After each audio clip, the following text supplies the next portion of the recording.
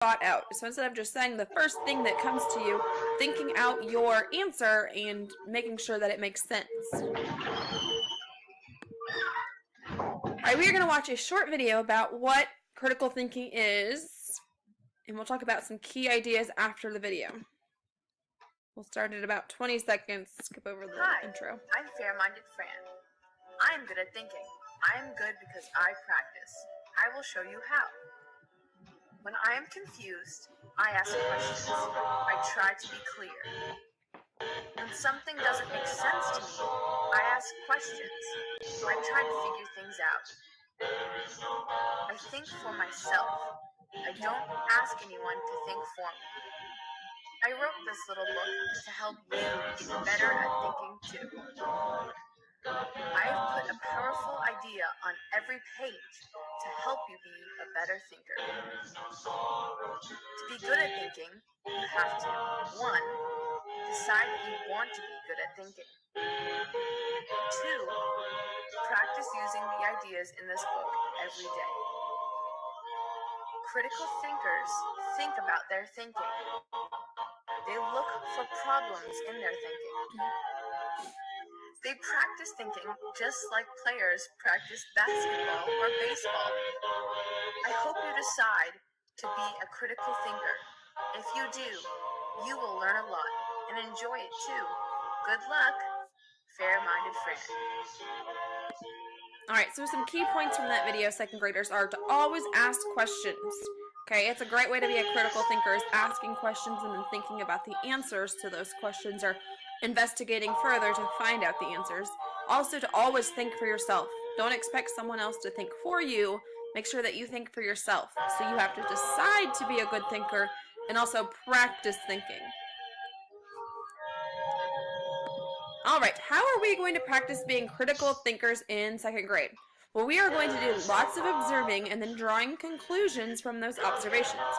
Maybe there is a problem or you have questions you'd like to further investigate. We're going to watch a quick brain pop video on how to observe things.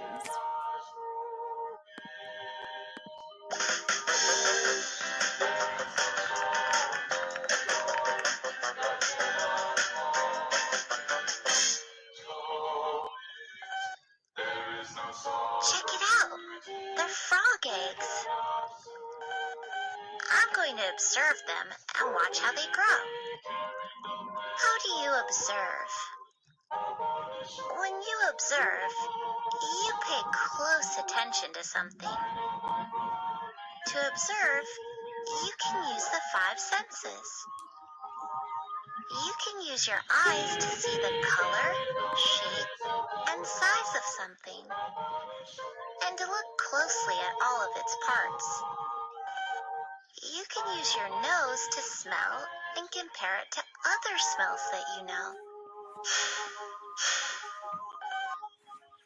You can use your ears to listen carefully for different sounds. You can use your hands to gently touch and feel different parts. You can use your mouth and tongue to taste. Right. You should not taste that. You should only touch or taste if a grown-up says it's okay. When you observe something, try looking at it from different spots. Things can look different, depending on where you are. You should also take your time when you observe. Things might change. If you can, make observations during different times of the day. When I observe the weather in the morning, it can be really different than the weather in the afternoon. I like to take notes and write down my ideas as I observe. How can you record what you observe? You can record your observations by writing, drawing, taking pictures, taking video, or even recording sounds. Sometimes we describe our observations in words. The bird has black and red shiny feathers. Other times, we describe our observations with numbers.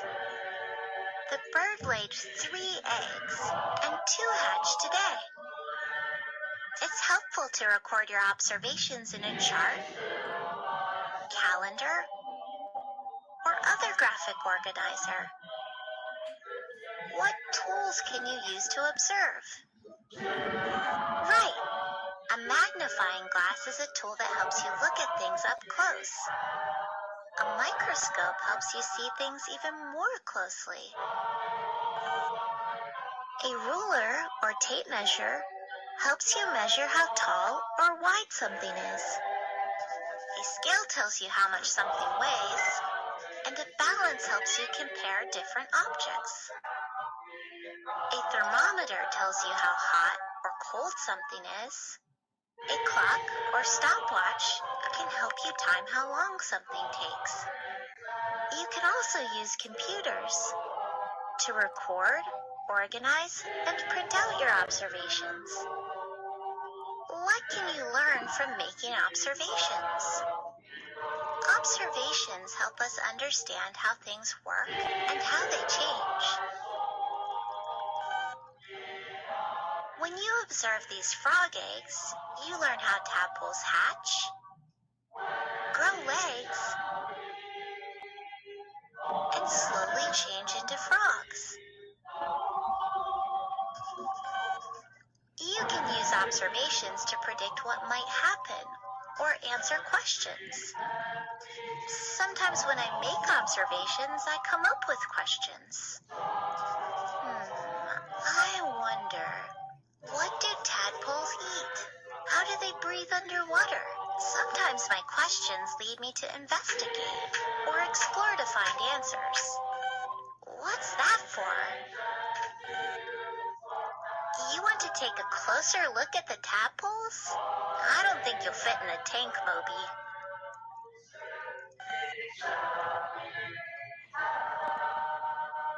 Okay, so what we learned from that is, there we go, is there are plenty of ways that you can observe something, but it's important that from those observations, second graders, that you can draw conclusions, you can think of questions or problems that you'd like to further investigate to figure out, to be critical thinkers.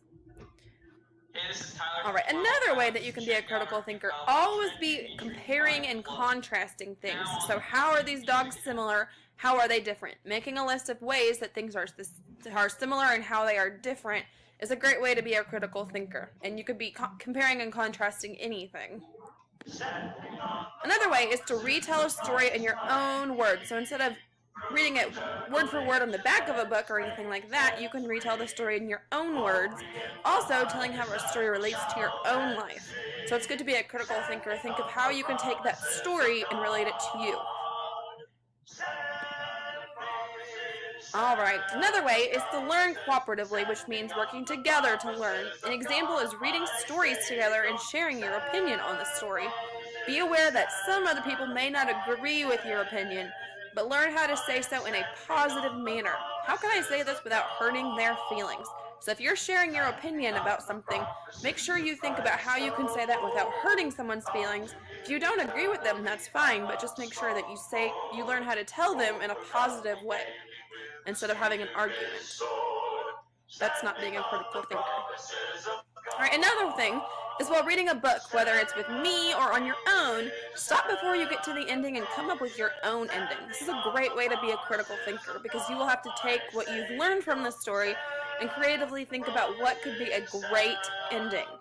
It's a great thing to do whether you're with me or you're by yourself. Stop yourself before you get to the end and come up with your own ending. Okay, another thing is that I can do to help you be critical thinkers is asking open-ended questions, meaning there are many possible answers. I just want you to critically think about your answer and be able to share what you believe. So come up with your own opinions, with your own thoughts, and be able to share with us what you believe and why. I want you to become independent thinkers. Practice being a critical thinker every day. Make it a habit. And second